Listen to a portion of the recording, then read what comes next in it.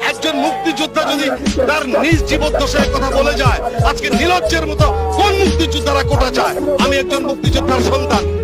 আমার পিতা 2013 সালের 30 জুন মারা যায়।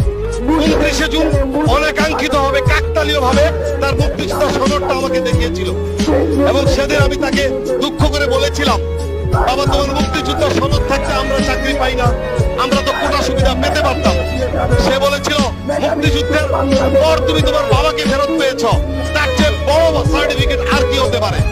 মাত্র 20,000 টাকার ভাতাই কি আমার জীবনটা ছিল না তোমার কাছে দেশটা ছিল? তুমি তোমার বাবাকে ফেরত পেয়েছ, একটা স্বাধীন দেশ পেয়েছ। তারপর একজন মুক্তিযোদ্ধা যদি তার নিজ জীবদ্দশায় কথা বলে যায়, আজকে নির্লজ্জের মতো কোন মুক্তিযোদ্ধারা কোটা চায়, কোন মুক্তিযোদ্ধারা ভাতা চায়?